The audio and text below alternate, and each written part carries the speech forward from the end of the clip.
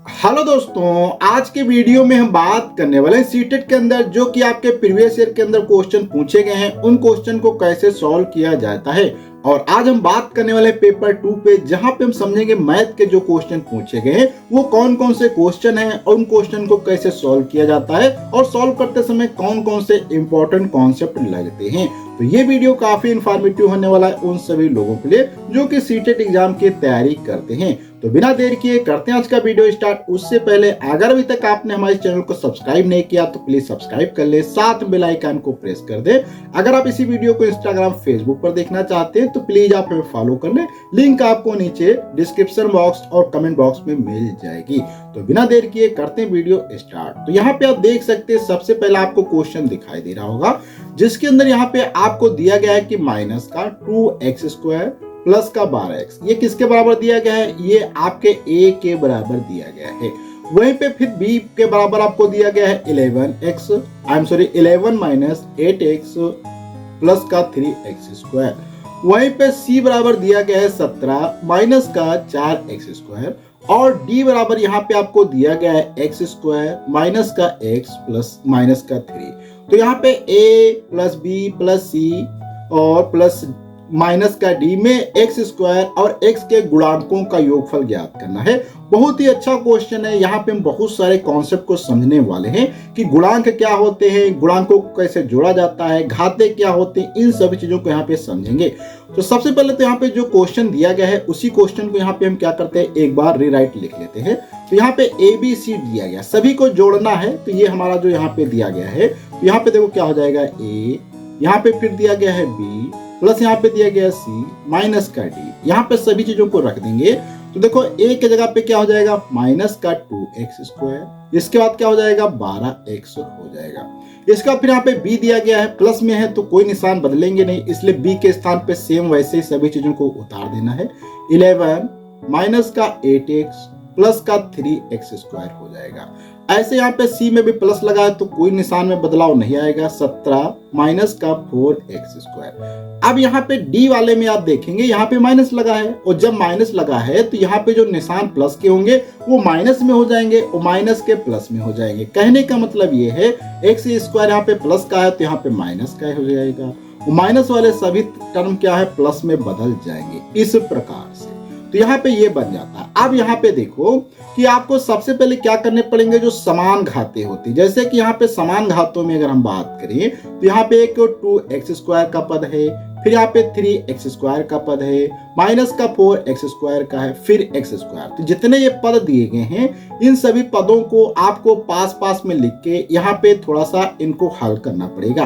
तो देखो यहाँ पे हम सबसे पहले क्या कर लेते हैं, एक बार इनको लिख लेते हैं। तो यहाँ पे क्या हो जाएगा, 2x² प्लस का क्या हो जाएगा, यहाँ पे 3x² हो जाएगा, माइनस का 4x² हो जाएगा, फिर यहाँ पे माइनस का x² हो जाएगा। अब यहाँ पे जो बच जाते हैं जैसे कि x वाले पद यहाँ पे कौन कौन से हैं आप देखेंगे, एक 12x है यहाँ पे, फिर माइनस का 8x है, फिर यहाँ पे केवल ये x है। तो इनको भी यहाँ पे लिखेंगे तो क्या हो जाएगा, प्लस का 12x हो जाएगा, फिर इसके बाद माइनस का 8x हो जाएगा, प्लस का x हो जाएगा। अब यहाँ पे जो बचते हैं पद उनको लिखना पड़ेगा। जैसे कि यहाँ पे कौन कौन से पद बचते हैं, जैसे कि आप यहाँ पे देखेंगे आपका ये 8 बच जाता है, 11 बच जाता है। तो यहाँ पे 11 हो जाएगा, इसके बाद ये 17 हो जाएगा और ये 3 हो जाएंगे। तो इन सभी चीजों को यहाँ पे हम क्या करते हैं, लिख देते हैं। तो यहाँ पे क्या हो जाएगा, प्लस का 11 हो जाएगा और इसके बाद प्लस का 17 हो जाएगा और प्लस का 3 हो जाएगा। ये सभी चीजें यहाँ पे हमने पास में लिख लिया है। अब लिखने के बाद यहाँ पे आपसे पूछा गया x² और x के गुणांकों का योगफल। तो यहाँ पे आपको समझना होगा कि यहाँ पे ये वाला पद जो हमारा लिखा है यहाँ से यहाँ तक, इसकी हमें कोई जरूरत नहीं क्योंकि ये कांस्टेंट पद कहलाते हैं। कांस्टेंट पद का मतलब जहाँ पे x या कोई भी वेरिएबल जो आपके होते हैं जैसे कि x, y, z ये ना दिए गए तो वो कांस्टेंट टर्म कहलाएंगे जिनकी हमें जरूरत नहीं, क्योंकि क्वेश्चन में केवल x² और x के गुणांकों का योग पूछा गया है, गुणांकों का योग। अब यहाँ पे आप देखो ये दिया गया है माइनस का, तो यहाँ पे अभी आपको क्या करना है, x² अगर इन सभी में कॉमन ले लें, यहाँ पे x कॉमन ले लें तो क्या बचेगा। देखो यहाँ पे हम क्या करते हैं, अगर x कॉमन लेंगे तो यहाँ पे देखो माइनस का 2 बचेगा, यहाँ पे प्लस का 3 बचेगा, यहाँ पे माइनस का 4 बचेगा, माइनस का 1 बचेगा, क्योंकि यहाँ पे हम क्या करते हैं x² को कॉमन ले लेते हैं। ऐसे यहाँ पे अगर हम क्या करते हैं, सिंपल से x को कॉमन लेंगे तो 12 हो जाएगा, माइनस का 8 हो जाएगा, प्लस का 1 हो जाएगा और यहाँ पे x आ जाएगा। इसके बाद यहाँ पे जो चीजें लास्ट की लिखी इनको हम लिख लेते हैं सेम, लेकिन इनकी हमें अब यहाँ पे कोई जरूरत नहीं है। अब यहाँ तक आ गया। अब यहाँ पे आपको एक बार ये वाली चीजें जोड़ के हल करना है। तो देखो यहाँ पे माइनस माइनस वाली चीजें एक तरीके के हो जाएंगे, तो यहाँ पे माइनस का 2, माइनस का 4, माइनस का 1, तो अर्थात माइनस का क्या हो जाएगा, 7 हो जाएगा। तो माइनस का 7 हो जाएगा और प्लस का यहाँ पे क्या है, 3 दिया गया है। इसको भी ऐसे हम यहाँ पे एक बार लिख लेते हैं। और ऐसे यहाँ पे आएंगे तो यहाँ पे देखो 12 है, ये 8 है, तो 12 एक क्या हो जाएगा, 13 हो जाएगा। 13 में से 8 घट जाएगा, तो इस प्रकार से लिखा जाएगा। और यहाँ पे ये जो भी चीजें आप चाहें तो इनको जोड़ सकते हैं। तो 17 3 क्या हो जाएगा, 20, और 20 और 11 क्या हो जाएगा, 31 हो जाएगा। अब यहाँ पे थोड़ा सा इसको और हल करते हैं। देखो माइनस का 7 है, प्लस का 3, तो यहाँ पे माइनस का कितना बचेगा, 4, माइनस का 4x², यहाँ पे घटेगा 8 5 13 होता है, तो प्लस का x हो जाएगा, प्लस का 31। ये यहाँ पे ये फाइनल रिजल्ट बन के आता है। अब यहाँ पे कहा गया था x² का गुणांक। गुणांक का क्या मतलब होता है, इसको समझो कि जैसे कि यहाँ पे मान लो, सपोज करो इधर मैं यहाँ पे थोड़ी चीजें लिख देता हूँ। जैसे लिखा होता 5 गुणे x², तो यहाँ पे 5 का गुणांक क्या है, x² का गुणांक क्या है, 5 है। अगर 5 का गुणांक पूछा जाए x, अर्थात गुणांक जब पूछा जाए तो वो चीज छोड़ के जितने चीजें वहां पे गुणे में लिखी होंगी वो सभी उसका गुणांक कहलाएंगी। तो यहाँ पे देखो x² का गुणांक क्या हो जाएगा, तो यहाँ पे अगर हम लिखना चाहें तो x² का गुणांक, यहाँ पे हम क्या करेंगे, x² का अगर हम गुणांक लिखेंगे तो यहाँ पे क्या आएगा, माइनस का 4 आएगा। इसी प्रकार से x का गुणांक अगर यहाँ पे हम लिखने की कोशिश करते हैं तो x का गुणांक क्या आ जाएगा, यहाँ पे आप देखेंगे x में 5 है। अब कह रहा था इन सभी चीजों को जोड़ दो भाई। जोड़ने पे क्या प्राप्त होगा, देखो गुणांक है, इनको जोड़ दो, सिंपल से जोड़ना है, कुछ नहीं करना है। तो -4 है, +1, तो यहाँ पे क्या हो जाएगा, प्लस का 1 बच जाएगा। ये यहाँ पे आंसर आ जाता है। और क्वेश्चंस में आप देख रहे होंगे तो यहाँ पे क्वेश्चन का ऑप्शन आपको 3rd नंबर दिखाई देगा, जो कि यहाँ पे करेक्ट आंसर हो जाता है। अब हम अगले क्वेश्चंस की ओर बढ़ते हैं। यहाँ पे आप क्वेश्चन देख सकते हैं कि जिसमें दिया गया है त्रिभुज PQR में कोण P कितना दिया गया है, 55 डिग्री दिया गया है। कोण QR बराबर 18 सेंटीमीटर, अर्थात ये भुजा है 18 सेंटीमीटर। यहाँ पे कोण का सिंबल गलत छप गया है। इसके बाद यहाँ पे निम्न स्थितियों में से किसमें कोण PQR एक अधिक कोण विषम बाहु त्रिभुज हो सकता है। बहुत अच्छा क्वेश्चन है। इसको क्वेश्चन को हम थोड़ा सा यहाँ पे समझते हैं कि इसमें क्या कहा गया है। जैसे कि यहाँ पे आप देखेंगे, यहाँ पे कह रहा है कि दिया गया है, क्या दिया गया है कि यहाँ पे कोई त्रिभुज है PQR। तो हम यहाँ पे सबसे पहले क्या करते हैं, त्रिभुज PQR को ही बना लेते हैं। यहाँ पे इस प्रकार से त्रिभुज हुए और यहाँ पे इस भुजा को इधर बढ़ा देते हैं। अधिक कोण भी अभी बात करेंगे क्या होता है, पहले यहाँ पे त्रिभुज ही बना लेते हैं। तो ये हमारा यहाँ पे त्रिभुज बन जाता है। अब यहाँ पे देखो ये नामकरण यहाँ पे कर देते हैं, तो ये P आपका हो जाएगा और यहाँ पे एक Q हो जाएगा और ये आपका R हो जाएगा। यहाँ पे कोण P वाला आपको कितना दिया गया है, 55 डिग्री दिया गया, तो यहाँ पे हम इसको 55 डिग्री लिख देते हैं। और इसके बाद यहाँ पे आप देखें QR, ये यहाँ से यहाँ तक की जो लेंथ है, ये यहाँ से यहाँ तक की, इसको इन्होंने दिया है, कितना दिया है, 8 सेंटीमीटर। कितना हो जाएगा, 8 सेंटीमीटर। ठीक है, अब यहाँ तक हो गया। अब अधिक कोण कब होगा, अधिक कोण का मतलब होता है जो कोण 90 से अधिक हो सकते उसे अधिक कोण कहा जाता है। और विषम बाहु का मतलब होता है ऐसा त्रिभुज जिसमें सभी भुजाएं अलग अलग हो, अर्थात कोई भी भुजा बराबर ना हो। जैसे कि अगर एक भुजा 4 है तो दूसरी 6 हो और तीसरी फिर क्या है, 7 हो। इस प्रकार से सभी भुजाएं अलग अलग होती हैं, तो उसे हम क्या कहते हैं, विषम बाहु त्रिभुज कहते हैं, विषम बाहु। ठीक, तो ये विषम बाहु। तो यहाँ पे विषम बाहु का मतलब इसमें भुजाएं अलग अलग हो। और यहाँ पे अब पूछा गया कि कौन कौन सी कंडीशन हो, जैसे कि कोण R कितना होना चाहिए, कोण यहाँ पे, या कोण R जैसे कह रहा है कि फर्स्ट केस में अगर कोण R बराबर 25 डिग्री है और PQ बराबर यहाँ पे क्या है, 18 सेंटीमीटर है, तो ये विषम बाहु होगा। या यहाँ पे तो आपको ये एक बार क्या है, 1 by 1 बनाना होगा। और यहाँ पे आप चेक करेंगे, अगर यहाँ पे जब कोण आपका AQ 100 अर्थात 90 से क्या है बड़ा हो जाए, 90 डिग्री से जैसे ही कोण बड़ा हो जाएगा, ये आपका क्या अधिक कोण बन जाएगा। और विषम बाहु भी होना चाहिए था, सभी भुजाएं उसकी अलग अलग होनी चाहिए। तो यहाँ पे 1 by 1 आपको चेक करना होगा। और यहाँ पे अगर बात करें करेक्ट आंसर की, तो करेक्ट आंसर इसका क्या हो जाता है, ये वाला यहाँ पे हो जाता है इस क्वेश्चन का आंसर।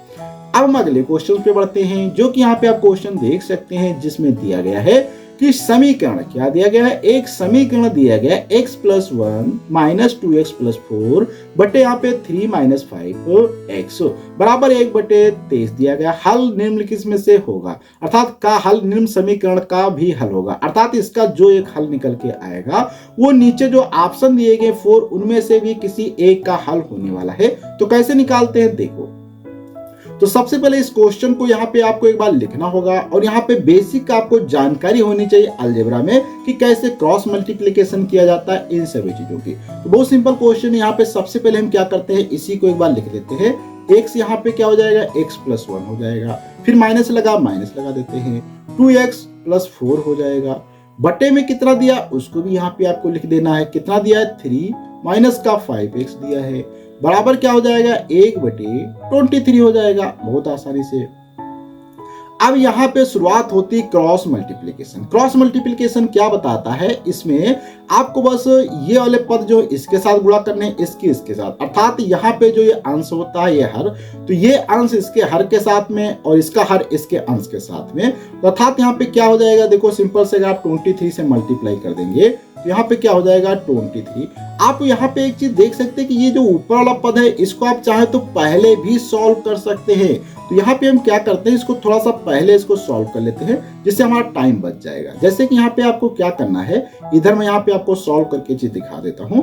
तो यहाँ पे आपको x प्लस 1 है ये, ठीक है, अगर ये ब्रैकेट खोल दिया जाए तो माइनस का 2x हो जाएगा और माइनस का 4 हो जाएगा, क्योंकि यहाँ पे प्लस प्लस है माइनस हो जाएंगे। सॉल्व करेंगे देखो 2x, तो यहाँ पे क्या बचेगा माइनस का x, ये माइनस माइनस तो माइनस का क्या बचेंगे 3, अर्थात माइनस का x माइनस 3 बच जाएगा, ये यहाँ पे आ जाएगा। तो आपको सिंपल से क्या है, यहाँ पे न्यू लाइन में एक चीज लिख देना है, माइनस का x माइनस का 3 बटे 3 माइनस 5x बराबर 1/23, ये बन जाएगा। अब यहाँ पे देखो इसके साथ गुणा होगी तो क्या होगी 23 गुणे यहाँ पे माइनस का x है, माइनस का 3 है, बराबर में क्या हो जाएगा, 1 से गुणा करोगे कोई फर्क नहीं पड़ेगा, जैसा है वैसा ही रहेगा, ये हो जाएगा। अब यहाँ पे ब्रैकेट ओपन करेंगे तो ब्रैकेट ओपन करते समय आपको क्या मिलेगा, देखो यहाँ पे क्या हो जाएगा 23 दिया है, 23 ये माइनस के साथ में जाएगा तो माइनस का 23x हो जाएगा, और 23 का जब आप 3 बार गुणा करेंगे तो क्या हो जाएगा 69 हो जाएगा, और इधर क्या हो जाएगा 3 माइनस का 5x। अब यहां से आपको देखना होगा कि ये वाला जो ऑप्शन है, अर्थात x वाले एक तरफ कर देते हैं और अचर पद एक तरफ, तो यहाँ पे देखो ये माइनस का है तो इधर आ जाएगा, तो क्या हो जाएगा 23 माइनस का x प्लस का क्या हो जाएगा 5x, और ये 3 ये माइनस का तो इधर आ जाएगा, तो क्या हो जाएगा प्लस का 69, तो 69 इसमें जुड़ जाएगा। तो यहाँ पे आप देखेंगे ये क्या आ जाएगा 72, और इधर यहाँ पे सब्सट्रैक्ट हो जाएगा, तो यहाँ पे 18 5 23, यहाँ पे क्या आ जाएगा 18x माइनस का आ जाएगा, तो x बराबर क्या हो जाएगा यहाँ पे 72 डिवाइडेड बाय 18, और यहाँ पे इसको कैंसिल करेंगे तो यहाँ पे आप जब इसको डिवाइड करेंगे तो 18 72, अर्थात यहाँ से आप देखेंगे कि x ये माइनस में रहेगा, तो यहाँ पे आपका x बराबर कितना निकल के आता है, मैं यहाँ पे एक लाइन ड्रा कर लेता हूँ, और x बराबर यहाँ पे आपका निकल के आता है माइनस का 4, ये आपका यहाँ पे x बराबर जो है माइनस का 4 निकल आता है। और जब ये x बराबर आपका माइनस का 4 आ जाएगा, अब ये आपको क्या करना पड़ेगा, हर एक को ऑप्शन के अंदर रखना पड़ेगा बार बार। जैसे कि फर्स्ट ऑप्शन यहाँ पे आपको दिया गया है, मैं एक करा के दिखा देता हूँ।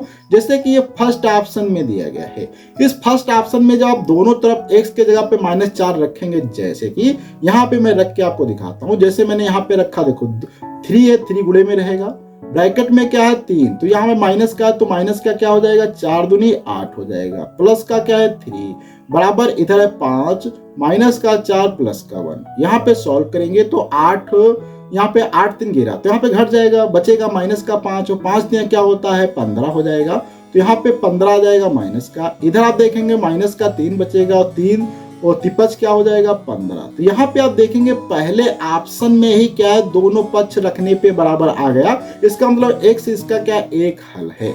वहीं पे अगर आप किसी दूसरे में रखेंगे तो उसमें कभी भी नहीं आएगा, आप ये क्रॉस चेक कर सकते हैं, तो इसलिए यहाँ पे फर्स्ट ऑप्शन यहाँ पे करेक्ट हो जाएगा। इस टाइप के क्वेश्चन आप बहुत आसानी सॉल्व कर सकते हैं।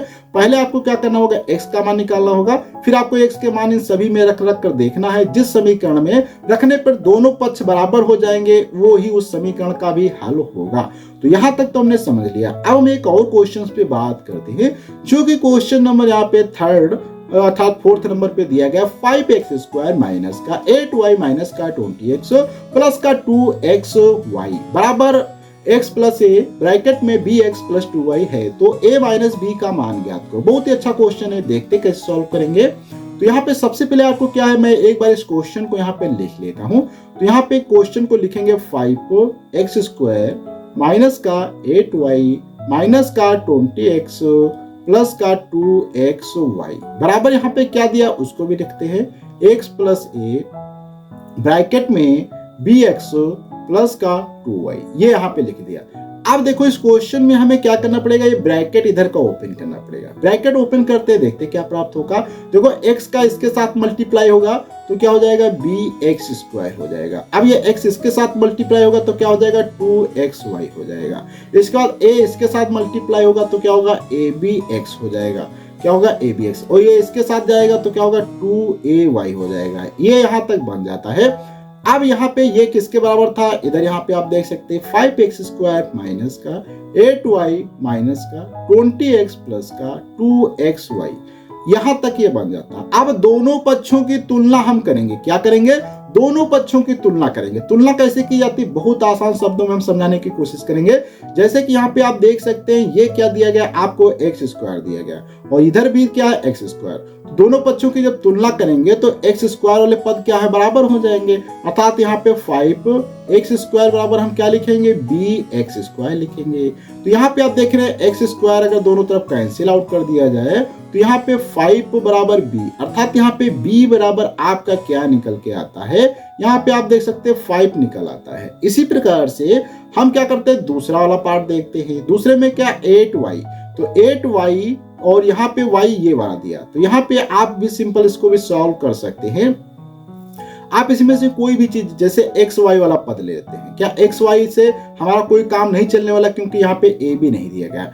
इस वाले को लेते हैं तो इसमें आप देखेंगे ए बी, तो एक्स वाला अगर लेंगे तो यहाँ पे अभी आपको क्या प्राप्त होगा, देखो इधर एक्स वाले में कितना दिया है, माइनस का 20x दिया है। इधर क्या दिया है, ए बी एक्स दिया है। ठीक, तो यहाँ से आप देखेंगे x तो दोनों तरफ कैंसिल आउट हो जाएगा। तो यहाँ पे ए बी बराबर क्या निकल के आता है, माइनस का 20। और यहाँ से आप देखेंगे तो a बराबर हम क्या लिख सकते हैं, माइनस का 20 बटे क्या हो जाएगा, b। और b का मान यहाँ पे अभी आप देख सकते हैं कितना लिखा है, माइनस का 20 बटे 5 यहाँ पे आया था, 5 को यहाँ पे रखेंगे, 5 को 20 हो जाएगा। अर्थात यहाँ पे आपका a का मान निकल के आ जाता है माइनस का 4। और जब माइनस का 4 निकल आया, अब यहाँ पे क्वेश्चंस के अकॉर्डिंग अगर हम बात करें तो यहाँ पे हमें निकालना था a माइनस बी। ए कितना दिया गया, 5 दिया है। और माइनस का यहाँ पे सॉरी मिस्टेक हो गया है, मैं एक बार यहाँ से इसको चेंज कर देता हूँ।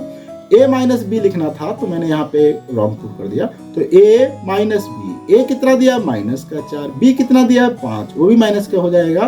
तो यहाँ पे आप देखेंगे माइनस का 9 आ जाएगा, जो कि यहाँ पे आप देख सकते हैं फर्स्ट वाला ऑप्शन यहाँ पे क्या है, करेक्ट हो जाता है। बहुत ही सिंपल शब्दों में हमने क्वेश्चन को सॉल्व किया। अब हम यहाँ पे अगले क्वेश्चन पे बढ़ते हैं, जो कि आज का हमारा लास्ट क्वेश्चन है, जिसमें दिया गया है निम्नलिखित में से कौन से 2,3 और 11 से विभाज्य हैं। तो ये बहुत ही अच्छा क्वेश्चन है, इसको हम देखते हैं कैसे सॉल्व करेंगे। इसमें भी ऑप्शन यहाँ पे कुछ दिए गए हैं कि ए और डी सही होगा, या ए और सी सही होगा, या बी और डी सही होगा, या ए और बी सही होगा। तो यहाँ पे कहा गया कि 2, 3 और 11 से कौन कौन सी संख्याएं विभाज्य हैं। देखो यहाँ पे संख्याएं पहले आपको देखना पड़ेगा। जैसे कि एक ये संख्या दी गई है, एक यहाँ पे ये संख्या दी गई है, अर्थात 4 संख्याएं दी गई। तो यहाँ पे जब भी विभाज्य की बात किया जाए, आप बहुत आसानी से सबसे पहले क्या करेंगे, उसके क्या करेंगे, यहाँ पे गुणनखंड निकालेंगे। क्या निकालना होगा, गुणनखंड। तो यहाँ पे हम गुणनखंड निकालेंगे था फैक्टर। तो यहाँ पे क्या करेंगे, 18, 44, 48, इसको हम क्या करेंगे, सबसे पहले 2 से भाग दे देंगे। 2 से आप जब भाग देंगे तो यहाँ पे क्या आ जाएगा, 66 आ जाएगा। फिर यहाँ से आप 2 से इसको भाग देंगे, सॉरी यहाँ पे इसको हम एक बार से हटा देते हैं। 2 से जब भाग देंगे तो यहाँ पे आपको क्या प्राप्त होगा, देखो यहाँ पे 4 प्राप्त होगा, और यहाँ पे क्या होगा, 2 प्राप्त होगा, यहाँ पर भी 2 प्राप्त होगा, यहाँ पे 4 प्राप्त होगा। इस प्रकार से आप क्या कर सकते हैं, यहाँ पे इन सभी चीजों के गुणनखंड निकाल सकते हैं। और यहाँ पे एक चीज आप देख सकते हैं, ये 2 और कामा 3 कामा 11 दिया। अगर इन सभी का हम गुणा भी कर दे तो 11 से 33 क्या हो जाएगा, 66 आ जाएगा। अर्थात वह संख्या जो 2 से विभाजित होगी, 3 से 11 से, तो वो संख्या फिर क्या है, क्योंकि यहाँ पे लासा ही हमने निकाला है इनका, तो लासा अगर 66 है तो 66 से भी क्या होगी, वो संख्या विभाज्य होगी। अर्थात यहाँ पे आप दूसरा तरीका ये अप्लाई कर सकते हैं गुणनखंड के बजाय। यहाँ पे हर एक संख्या को आप 66 से क्या कर सकते हैं, 68 से भाग दे सकते हैं। जैसे कि पहले को हम क्या करते हैं, 66 से भाग देंगे, तो यहाँ पे आप देखेंगे बहुत आसानी से 60 एक एकम 60 एक आ जाएगा। तो यहाँ पे आपका बचेगा, देखेंगे 18 बच जाता है। और यहाँ पे आप 4 फिर से उतार लेंगे तो एक कम था। फिर यहाँ से अब आप क्या करेंगे, 2 टाइम्स जाएंगे, 2 टाइम में क्या होगा, 132 हो जाएगा। यहाँ पे सब्सट्रैक्ट करेंगे 52 आएगा। ये वाला यहाँ पे 8 उतार लिया जाएगा और यहाँ पे 8 से मल्टीप्लाई कर देंगे तो यहाँ पे क्या 528 आ जाएगा। इसको यहाँ से हल कर देंगे तो यहाँ पे आप देखो 66 से भी डिवाइड होता है। ऐसे यहाँ पे अगर हम 12 को लेते हैं, इसको 66 से अगर डिवाइड करने की कोशिश करते हैं तो एक कम में जाएगा तो 66 आएगा। यहाँ पे सब्सट्रैक्ट करेंगे 2 बचेगा, यहाँ पे 3 बचेगा 32, सॉरी यहाँ पे 6। तो यहाँ पे अभी देख रहे हैं ये इससे डिवाइड नहीं हो पाएगा। अगर आप इसको डिवाइड करते हैं तो ये कंप्लीट रूप से डिवाइड नहीं होगा। इसी प्रकार से आपको हर एक बार संख्या डिवाइड करके देखना होगा, जो अच्छे से डिवाइड हो जाएगा वही उसका सही ऑप्शन होगा। तो यहाँ पे हम डिवाइड करेंगे तो देखेंगे ये संख्या डिवाइड नहीं होती है, लेकिन ये दोनों जो संख्या है आपके डिवाइड हो जाती हैं 66 से। इसलिए यहाँ पे ऑप्शंस की बात किया जाए तो ए और डी वाला हमारा सही हो जाएगा। तो आज की वीडियो हम लोग इतना रखते हैं, अगले वीडियो मिलेंगे कुछ नए क्वेश्चन के साथ में। जब तक के लिए धन्यवाद।